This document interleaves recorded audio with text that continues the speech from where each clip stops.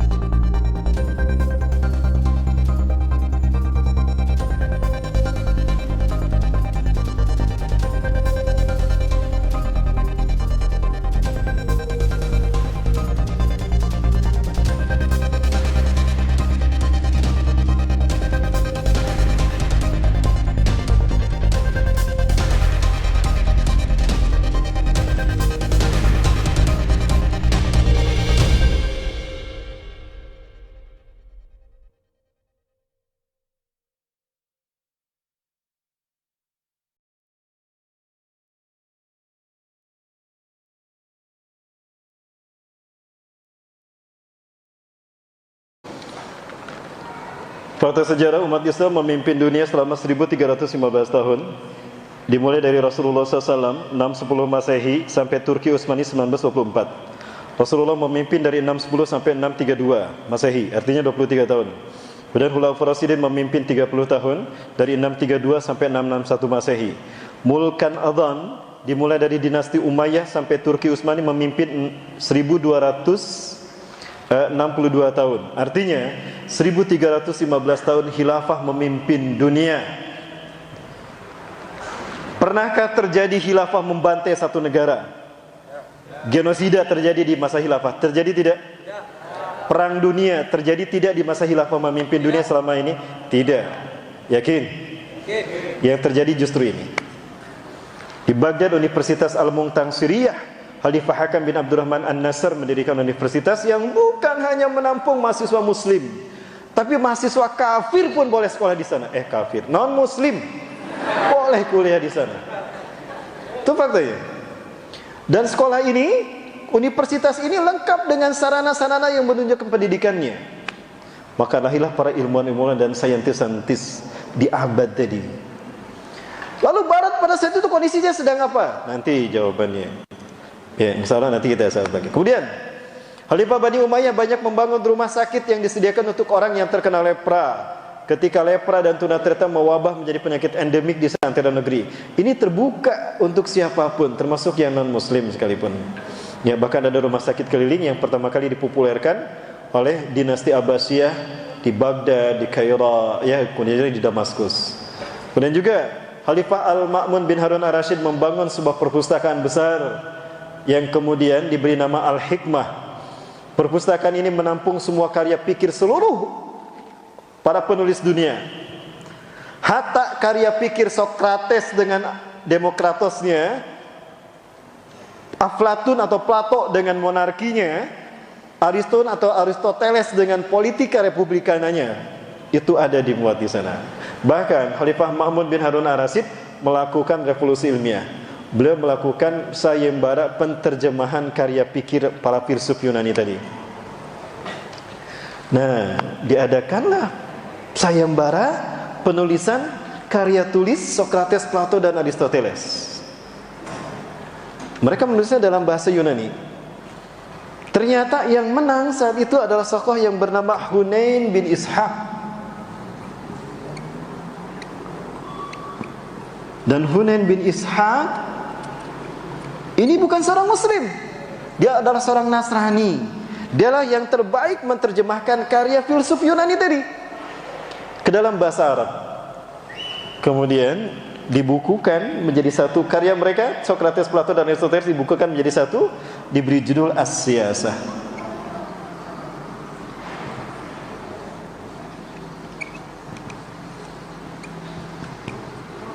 As-Siyasah. Ya. Nah, buku inilah yang menjadi titik tolak lahirnya para pemikir politik Islam. Sekelas Ibnu Khaldun dengan kitabnya Al-Muqaddimah, dengan Al-Mawardi, ya, sekelas Al-Mawardi dengan kitabnya Al-Ahkamus Sultaniyah. Kemudian juga Ibnu Taimiyah dengan kitabnya Majmu'ul Fatawa. Ini sumbangsi Islam terhadap peradaban dunia. Apakah ini yang disebut dengan teroris? Apakah ini yang mengancam keberadaan satu bangsa, entitas satu negeri? Bukan, penambah Allah. Apalagi penambah banyak. Mas, kameranya tetap diam saja. Baik, apalagi? Bahkan saat itu Khalifah memberikan penghargaan tinggi kepada para penulis buku, Bapak Ibu. Siapapun yang menuliskan buku, mau muslim, mau kafir, non muslim,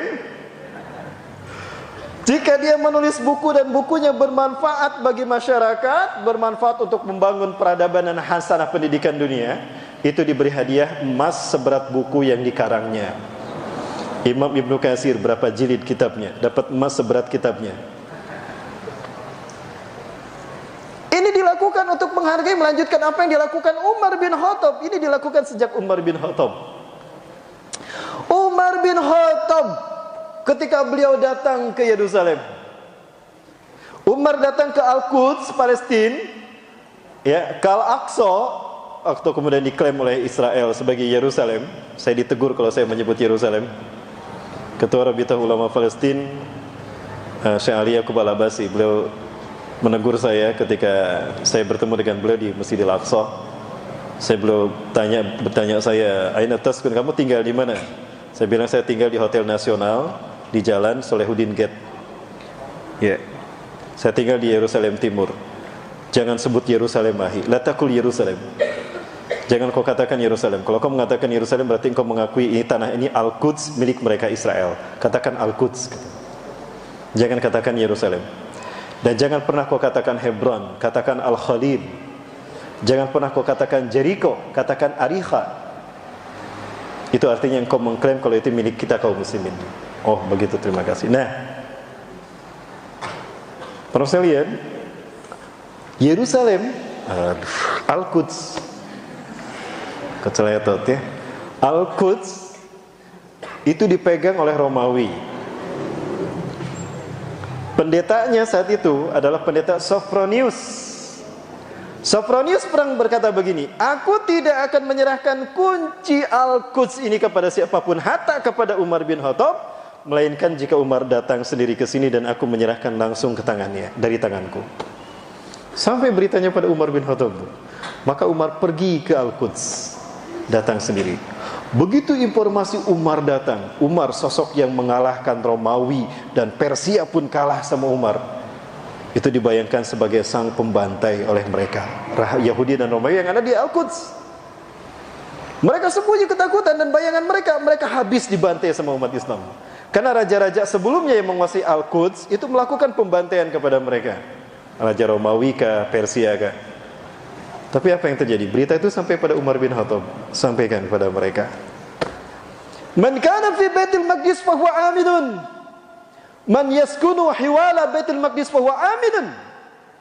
Wa man dakhala Baitul Maqdis fa huwa aminun. Ya, imma Yahudiyan wa imma Nasraniyan. Ya. Wala siyama huwa muslim. Siapapun yang masuk ke Masjidil Aqsa aman dia. Barang siapapun yang tinggal di sekitar Masjidil Aqsa aman dia. Yahudikah ataukah dia Nasrani, aman. Lalu Umar membuat sebuah ceramah yang kemudian menjadi penjajian Umayyah. Begitu mendengar ceramah Umar seperti itu, pada keluar tuh orang-orang Yahudi dan Nasrani. Tapi mereka masih takut-takut karena pasukan Islam ada banyak di belakang Umar bin Khattab. Maka kemudian pendeta Sophronius datang keluar menghadap kepada Umar. Umar pun turun dari kudanya. Ketika itu Sophronius lalu menghampiri Umar, dirangkul oleh Umar bin Khattab. Ya, dirangkul. Lalu Umar bin Khattab menyalaminya. Bagaimana kabarmu? Sehat. Orang-orang gini tidak dibantai. Maka mereka keluar tuh. Ayo, ternyata enggak dibantai kita, ayo. Benar ucapan orang ini gitu. Akhirnya gimana? Lalu pendeta Sophronius mengangkat tangan Umar dan mengatakan, "Hidup Umar, tahya Umar, tahya khalifah, tahya khalifah, tahya khalifah, tahya Amirul Mukminin." Akhirnya semua bersorak, "Tahya, tahya Umar, tahya, hidup Islam, hidup Islam." Seperti itu. Apakah ini yang disebut dengan teroris? Ini fakta, Bapak Ibu sekalian. Baik, kemudian lanjut ya. Pada tahun 1519, Khilafah Turki Utsmani memberikan sertifikat tanah kepada para pengungsi Yahudi. Tadinya mereka terkena isu kalau Khilafah Turki akan membantai mereka. Lalu mereka ngungsi ke Rusia, ternyata Rusia mereka yang membantainya. Akhirnya mereka kembali minta suaka politik kepada Khilafah Turki. Diterima sama Khilafah Turki Utsmani. Bahkan dikasih sertifikat tanah pada saat itu. Udah disuruh tinggal mau di mana, dikasih sertifikat tanah. Ayo tinggal di sana. Dibangunkan lagi rumah untuk mereka. Apakah ini yang disebut dengan teroris? Ancaman bagi negara, ancaman bagi satu bangsa? Tidak. Kemudian ketika Amerika menang atas revolusinya terhadap Inggris, George Washington menyaksikan Amerika kelaparan, dilanda kelaparan besar karena kecapean hasil memenangkan kecapean perang melawan Inggris. Karena Inggris adalah penjajah saat itu. Amerika koloni Inggris tahun 18, abad ke-18. Khilafah Turki membantu Amerika yang kelaparan parah tadi. Khalifah Turki saat itu mengirimkan bantuan senilai 10 juta pound sterling. Inggris tersinggung dengan bantuan tadi. Jangan mentang-mentang banyak duit deh, membantu kayak gitu, udah gue juga bisa lah ngasih kompensasi, turunin dong, malu gue gitu. Kata Inggris tuh. Akhirnya diturunkan dari 10 juta menjadi 10.000 pound sterling. Selebihnya diberikan makanan-makanan, tetap aja makanan itu diberikan. Apakah ini yang disebut dengan ancaman dunia? Tidak, Bapak Ibu. Baik, kemudian ada surat jaminan perlindungan kepada Raja Swedia yang diusir oleh tentara Rusia dan mencari suaka politik kepada Khalifah Turki Utsmani pada tahun 1709 Hijriah, maaf 1709 Masehi atau 1121 Hijriah. Pada saat itu Islam menguasai dunia, terutama Yerusalem dikuasai oleh Salahuddin Al-Ayyubi saat itu. Beliau adalah gubernur Mesir. Ini diberikan surat perlindungan kepada Raja Swedia, maka Rusia pun tidak berani untuk menghukum dan menangkap serta membunuh Raja Swedia.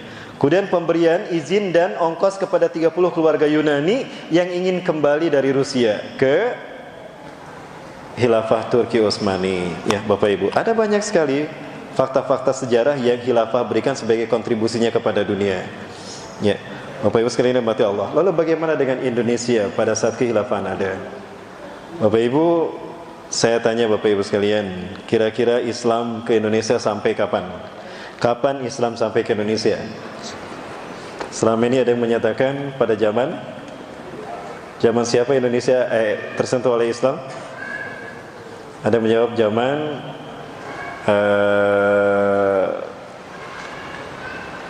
pada abad ke tahun 1100-an, abad ke-11, ada yang menyebutkan abad ke-12.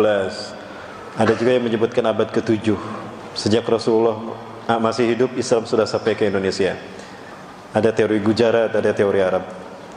Bapak Ibu, saya ingin mengajak Bapak Ibu untuk beranalisa. Di zaman Fir'aun, jasad para Fir'aunnya Mesir itu dimumikan. Salah satu bahan yang penting untuk memumikan jasad Fir'aun ada yang disebut dengan kamper. Betul?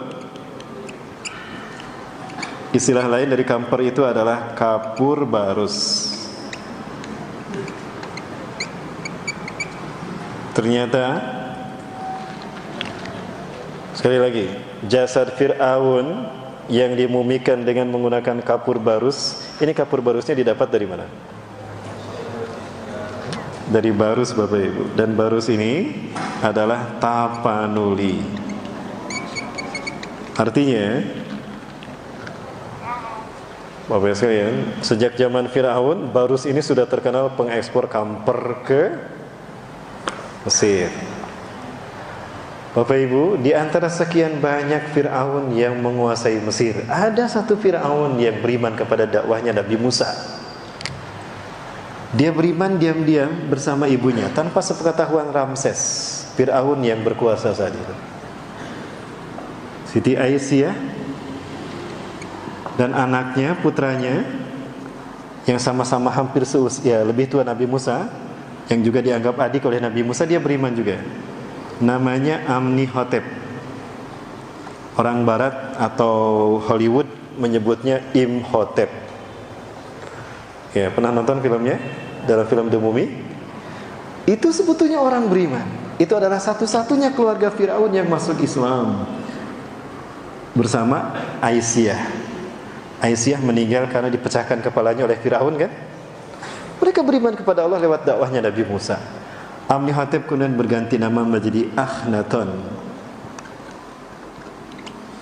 Akhna artinya hamba, Ton artinya Tuhan. Dalam bahasa Arab ini diberi nama Abdullah.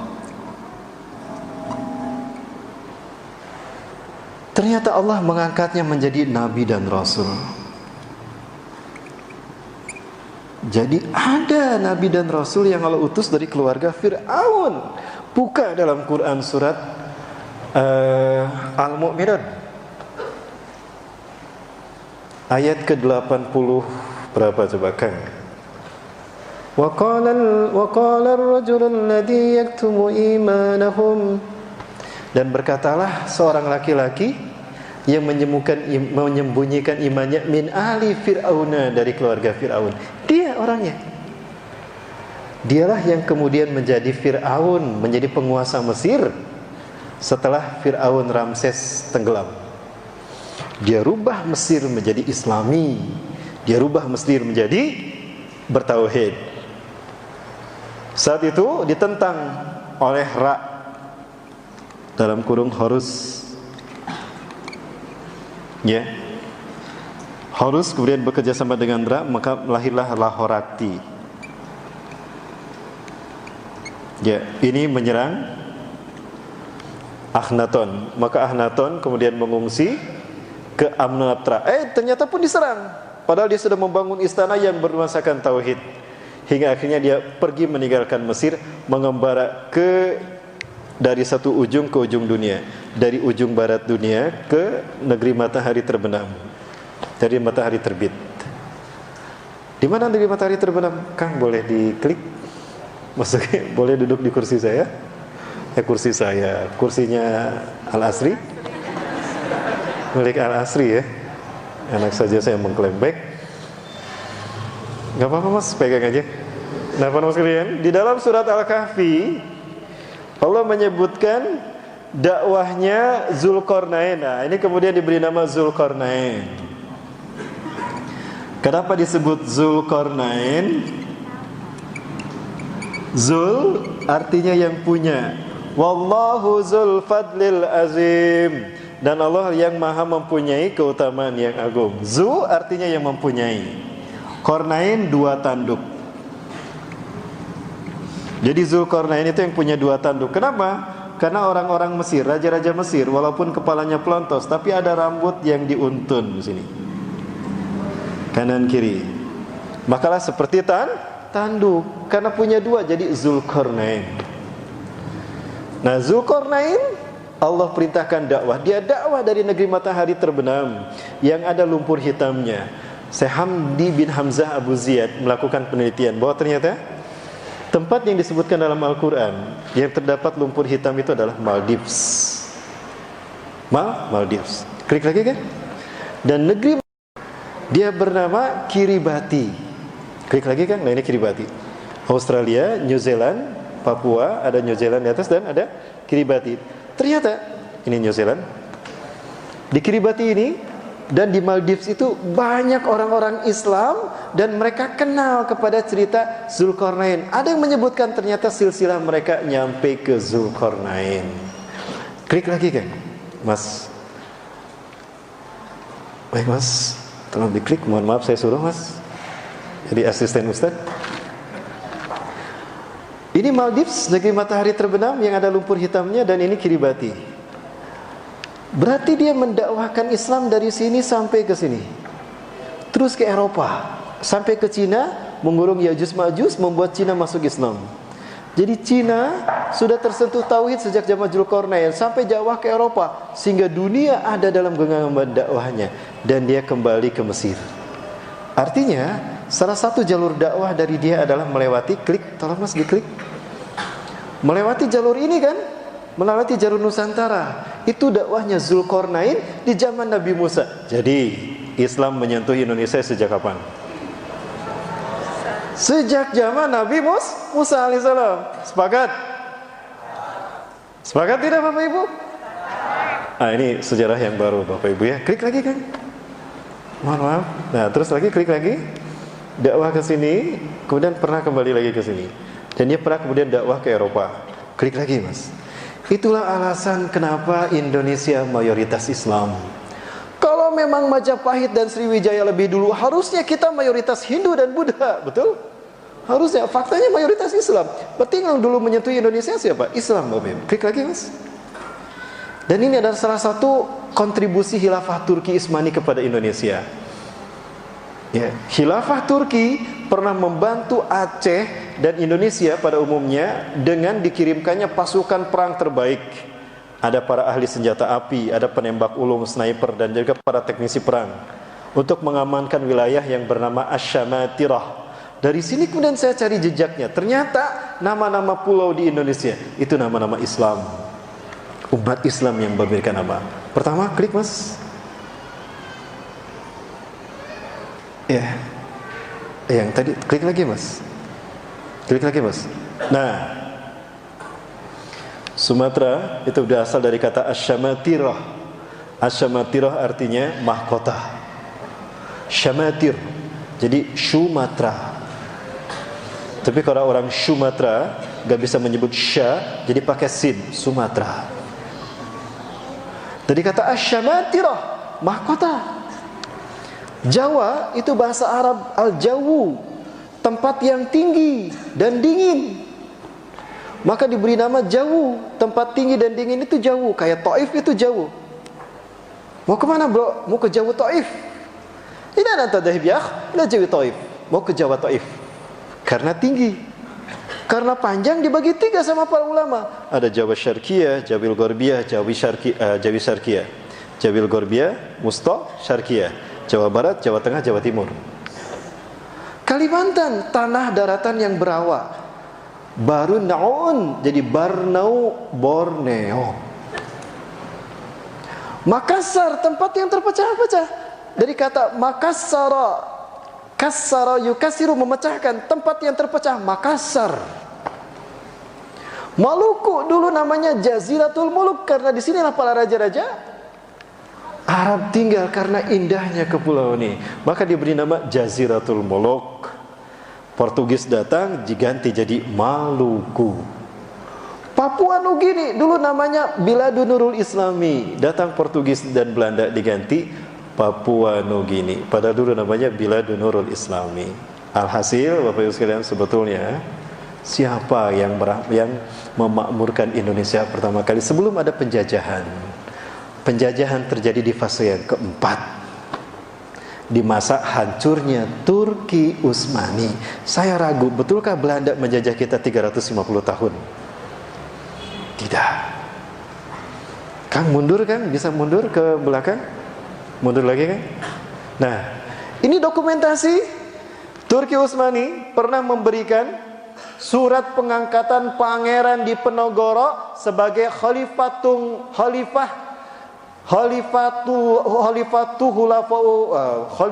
Turki Utsmani ing tanah Jawi. Makanya sekarang istilah Sultan Hamengkubuwono masih mendapatkan gelar khalifah kan? Halo Jogja. Jogja ini menjadi pusat khalifah Asia Pasifik. Wakilnya Turki Utsmani, Bapak Ibu. Ya. Dan ini memberikan bantuan kontribusi besar untuk menghilangkan penjajahan dan menekan penjajah Belanda dan Jepang. Artinya Turki Utsmani menguasai Indonesia dan membantu Indonesia dari penjajahan Belanda. Maka betulkah Belanda menjajah kita 350 tahun? Saya tidak yakin Bapak Ibu. Turki Utsmani menguasai dunia kan? Nah, membantu Indonesia. Baik, intinya Bapak Ibu dimati Allah, semua ini merupakan terus dilanjutkan. Sebuah fakta sejarah, kalau Islam memberikan kontribusi besar kepada Indonesia. Klik lagi. Ya, Bapak sekalian, klik lagi kan? Lupakah kita kalau ternyata Indonesia merdeka atas kontribusi para ulama, para habaib? Ya, mereka lah yang berperan dalam membidani lahirnya Indonesia. Ini Haji Mutahar, salah seorang pencipta Paskibra dan pramuka di tanah air kita. Klik lagi kan? Ya, ini Presiden Soekarno mendapatkan bantuan dana dan dukungan moral dari para ulama kaum muslimin. Di antaranya beliau ini, Asad Syihab. Beliau adalah ayahanda dari Habib Rizik Syihab. Apakah ini yang disebut dengan ancaman bagi keberadaan nasionalisme dan Pancasila? Lawang yang membantu lahirnya Pancasila di Indonesia adalah kaum muslimin. Klik lagi. Maka pada saat itu dibacakanlah teks proklamasi kemerdekaan Indonesia. Di mana teks ini, proklamasi bangsa kita berdiri didirikan, diucapkan? Klik lagi. Di rumahnya Farad Said Martak. Farad Said bin Martak, beliau adalah seorang muslim yang mensodakohkan tempatnya, rumahnya sebagai tempat diumumkannya kemerdekaan Indonesia atas Belanda. Apakah ini yang disebut dengan ancaman kebangsaan, Pak Hendro Priyono? Ya, klik lagi.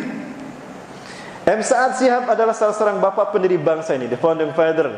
Beliau adalah ayah dari bukan yang ini. Coba klik lagi kan. Beliau juga ikut serta dalam kemerdekaan ini. Ini sang pemberi nama NU. Klik lagi.